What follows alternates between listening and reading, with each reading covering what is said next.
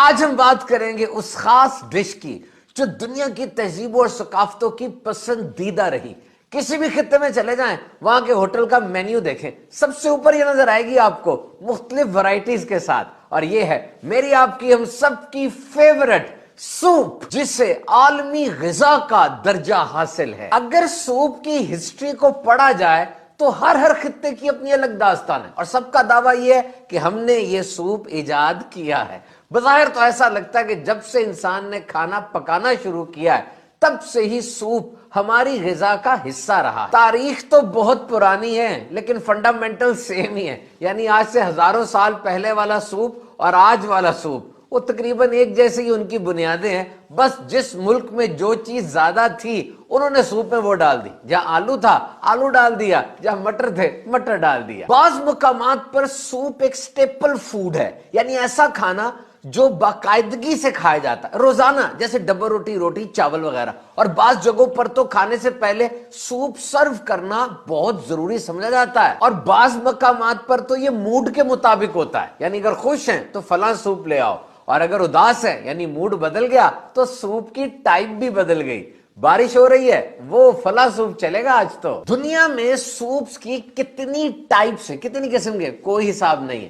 تھک اور clear soup, hot اور کولڈ سوپ بھی ہوتا ہے. اٹلی میں ایک کہاوت ہے, سوپ ڈز 7 things. سوپ یہ 7 کام کرتا ہے. پیاس بجھاتا ہے, بھوک مٹاتا ہے, اس سے پیٹ بھر جاتا ہے, کھانے کو جلدی ہضم کر دیتا ہے, دانت چمک جاتے ہیں, اور سوپ پینے سے گال پر ایک اچھا رنگ آ جاتا ہے. سوپ پینے سے نیند بھی اچھی آتی ہے. ایک دلچسپ سوال, سوپ کھایا جاتا ہے یا پیا جاتا ہے؟ یہ تو اس بات پہ ڈیپینڈ کرتا ہے کہ آپ سوپ کہتے کس کو ہیں. اگر یہ کپ سے چائے کی طرح ہے تو پی لیجئے, اور اگر یہ گوشت سبزیوں سے بھرا ہے تو چمچ سے کھا لیجئے. ویسے کہا جاتا ہے کہ یہ سوپ چمچ کی بھی ایجاد سے پہلے کی آئٹم ہے. اس وقت یہ ڈائریکٹ ہی پیا جاتا تھا, اب تو اس کے لیے خاص چمچ ہوتے ہیں نا. اور ویسے مختلف زبانوں میں بھی فرق ہے.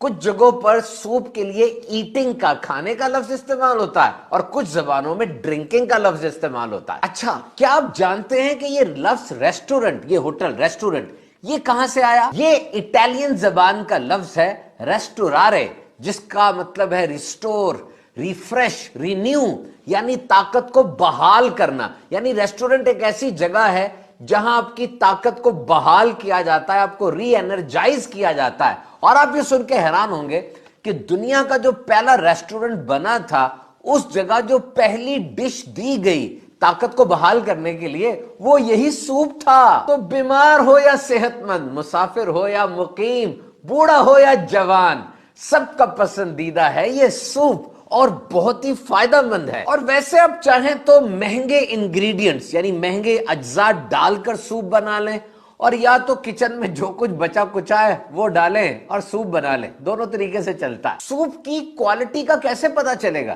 اس کے فلیور یعنی ذائقے سے, رنگ, اور اس کی پریزنٹیشن سے. بہت سی چیزیں ڈالی ہیں نا, تو ایسا نہ ہو کہ کسی ایک چیز کا ذائقہ آ رہا ہو, بلکہ سب اس انداز سے گھل مل جائیں, بلینڈ اور کمپلیمنٹ ہو جائیں. اس کو فل فلیورڈ سوپ کہا جاتا ہے. ویجیٹیبلز ڈالی ہیں تو ہر سبزی کا رنگ نکھرا نکھرا نظر آئے, اور ہر سبزی ایک ہی سائز میں کٹی ہو. تو جناب یہ ڈاکٹرز, نانی, دادی, امی, ابو, اہم ترین لوگ ہیں نا ہماری زندگی میں, یہ سوپ ہی تو ریکمینڈ کرتے ہیں سارے کہ ٹھنڈ ہے, نزلہ زکام کھانسی کا علاج کرنا ہے, سوپ بنا کے پیو.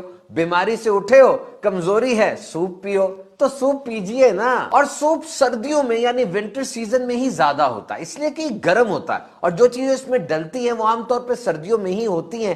نزلہ زکام اور دیگر بہت سی بیماریوں کے خلاف اس میں میڈیسنل پراپرٹیز ہیں, یعنی دوائی کی طرح کام کرتا ہے. تو ناظرین, خوب سردیوں میں گرمیوں میں سوپ پیجئے اور صحت مند رہیے.